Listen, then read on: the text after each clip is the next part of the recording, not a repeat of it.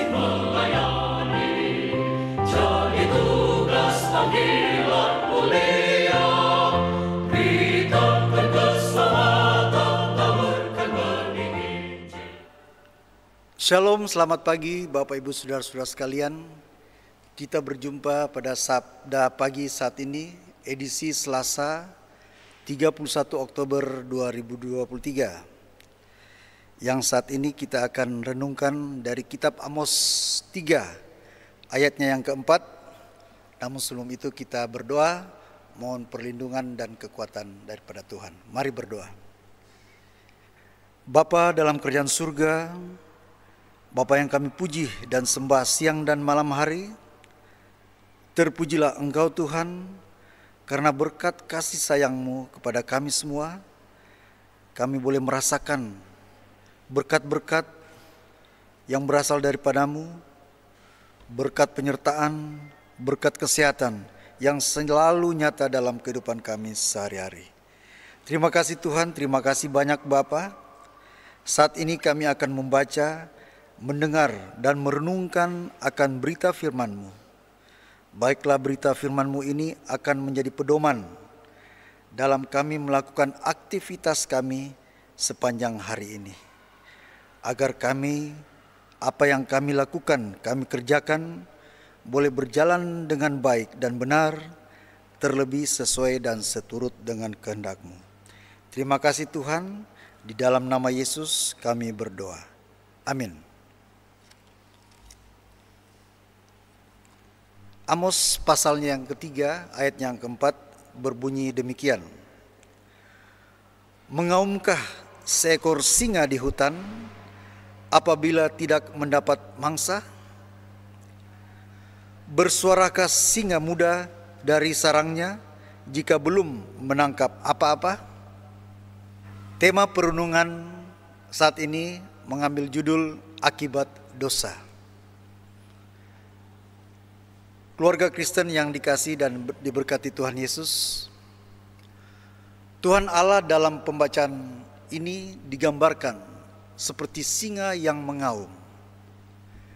Hal ini mau menyatakan tentang penghukuman atas ketujuh bangsa tetangga Israel yang karena dosa-dosa yang mereka buat.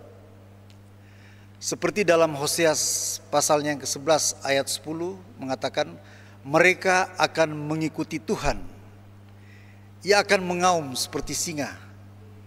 Sungguh, ia akan mengaum, maka anak-anak akan datang dengan gemetar dari barat.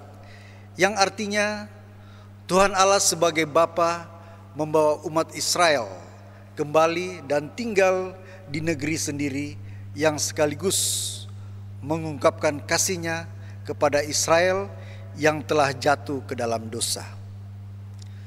Saudara-saudara yang diberkati dan dikasihi oleh Tuhan Yesus, hukuman Tuhan Allah juga akan berlaku bagi kita semua jika kita hidup tidak melakukan firman dan seruannya untuk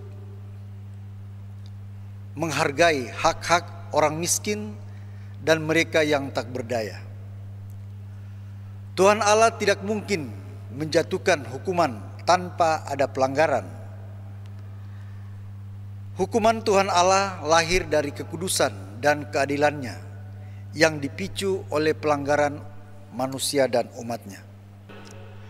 Firman Tuhan hari ini mengingatkan kita sebagai orang percaya padanya untuk tetap melihat dan sambil membaca setiap situasi dan kondisi di sekitar kita agar dapat memperjuangkan hak setiap orang. Kendati Tuhan Allah terlebih dahulu memberi peringatan kepada umat-Nya. Namun tujuannya adalah agar umat-Nya dapat menyadari akan dosa mereka, lalu berbalik dari dosa kembali kepadanya. Dalam penghukumannya, Tuhan Allah tetap menunjukkan belas kasih. Terkadang kita masih lengah dan lalai sehingga tergelincir ke dalam dosa. Tidak seorang pun dari kita ingin dan berharap merasakan hukuman Allah. Karena itu, marilah kita berjuang setiap waktu untuk menghindari dosa, baik sengaja maupun tidak sengaja. Saudara-saudara yang dikasihi dan diberkati oleh Tuhan, sebagai gereja, baik sebagai lembaga maupun secara pribadi, perlu menekankan kepada jemaat bahwa tujuan hidup bukanlah untuk mencari kesuksesan sepihak, tetapi keseimbangan bersama. Mencapai kemakmuran tidak harus dilakukan dengan persaingan yang kejam dan eksploitasi alam yang berlebihan. Meskipun gereja menjadikan kasih sebagai landasan persekutuan dalam hidup berjemaat dan bermasyarakat, namun kasih itu haruslah kasih yang adil bagi setiap orang.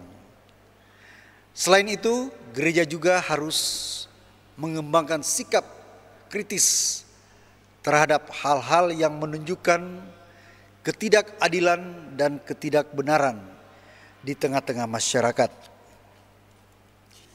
Dengan menunjukkan kepedulian terhadap mereka yang terpinggirkan, mereka yang miskin, mereka yang lemah dan tidak berdaya, maka gereja sudah menjadi pelaku-pelaku keadilan di tengah-tengah masyarakat. Amin. Demikianlah sabda pagi saat ini. Mari berdoa. Terima kasih Tuhan, terima kasih banyak Bapa. Kami sudah membaca dan merenungkan akan berita firman-Mu.